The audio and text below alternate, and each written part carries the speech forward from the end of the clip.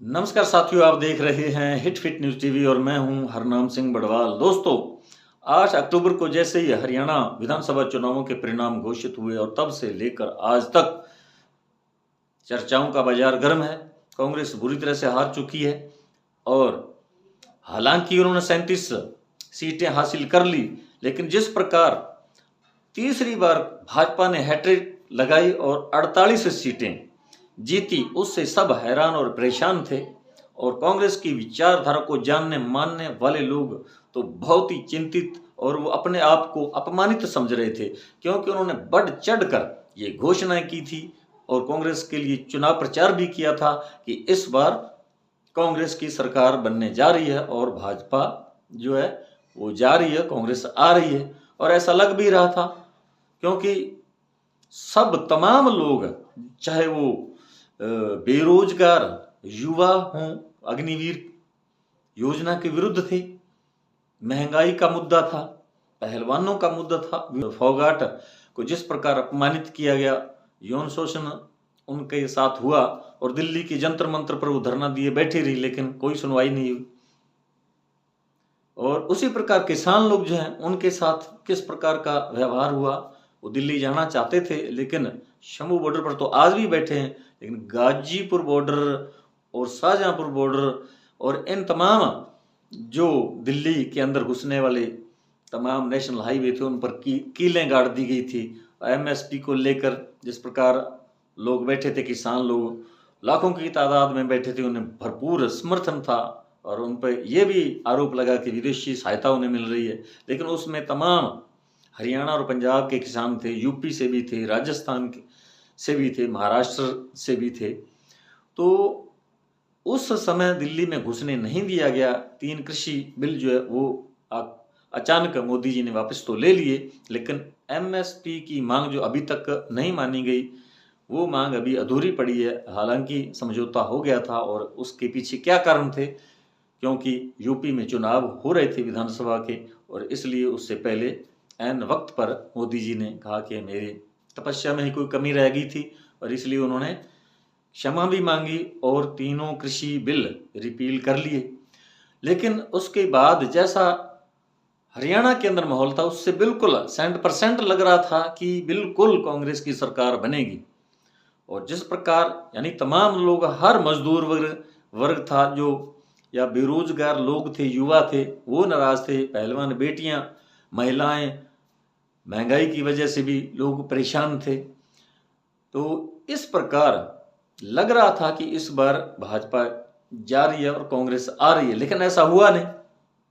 तो इसके पीछे अब जो इससे बवाल खड़ा हो चुका है, कांग्रेस अपनी हार स्वीकार नहीं कर रही। वो कह रहे हैं कि ईवीएम के अंदर गड़बड़ हुई है। हालांकि जैसे कि जो भानु प्रताप सिंह सुप्रीम कोर्ट के वकील हैं और महमूद पराचा, उन्होंने बहुत लंबे समय से ईवीएम की वोटिंग के विरुद्ध जंग छेड़ रखी है, लेकिन उस समय कोई भी विपक्षी पार्टियां जो उनका साथ नहीं दे रही, उस समय सबकी जो है जुबान बंद हो जाती है, उनका कोई साथ नहीं देता और उन्हें भटकना पड़ता है अदालतों में, वो केस भी लड़ रहे हैं, लेकिन उस समय उनका कोई साथ नहीं देता। उस समय क्योंकि चुप हो जाते हैं, क्योंकि कई बार जो है सरकारें, कई राज्यों के अंदर विधानसभा चुनाव होते हैं, उस समय कांग्रेस या अन्य जो क्षेत्रीय दल हैं उनकी जीत हो जाती है, भाजपा हार जाती है, उसकी पराजय होती है। तो उस समय उन्हें लगता है कि बिल्कुल सब चंगा है, यानी वोटिंग मशीन पर उनके जो है सवाल नहीं उठते।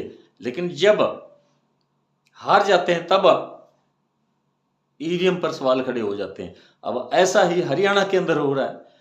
1961 के नियम 23 के अनुसार जिस प्रकार जो कर्मचारी होते हैं, सैनिक होते हैं, अन्य जो विदेशों में सरकारी कर्मचारी काम करते हैं, तो उनके लिए एक सुविधा 1961 में जो है पोस्टल बैलेट पेपर जो होते हैं वो डाक द्वारा भेजे जाते हैं, तो ये व्यवस्था की गई थी। अब वो जब उनकी गिनती हुई हरियाणा के अंदर, तो उस समय भी लग रहा था कि बिल्कुल कांग्रेस जीत रही है, लेकिन जैसे ही ईवीएम खुली तब बिल्कुल परिणाम थे जो उल्टे हो गए, यानी बिल्कुल पासा पलट गया।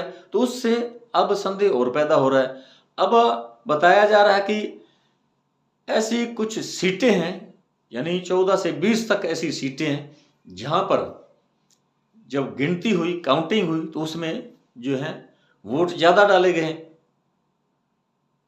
50 सीटों पर बताया जा रहा है, सॉरी 50 सीटों पर जो है 14 लाख वोट अधिक डाले गए हैं।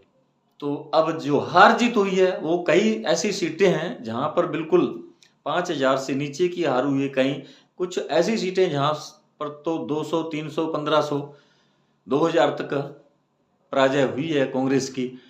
तो इसलिए अब ये सवाल खड़े होना लाजमी है, क्योंकि जो मतपत्र, जो वोटिंग हुई है, उससे अधिक वोट कैसे निकल कर सामने आ रहे हैं।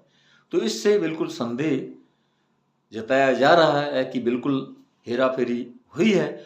और चुनावों से सिर्फ 2 दिन पहले जो मुख्यमंत्री नायब सिंह सैनी हैं, उन्होंने बिल्कुल एक प्रेस कॉन्फ्रेंस में ये बताया कि हमने पूरी तमाम तरह की व्यवस्थाएं कर रखी है और सरकार हमारी पूरी बहुमत के साथ बन रही है, हमें तोड़ जोड़ की जरूरत नहीं पड़ेगी। नहीं, देखिए, मैंने आपसे, अगर मेरी बाइट आप देख रहे होंगे पिछली भी, मैंने शुरू से ये कहा है कि भारतीय जनता पार्टी एक तरफा सरकार बना रही है।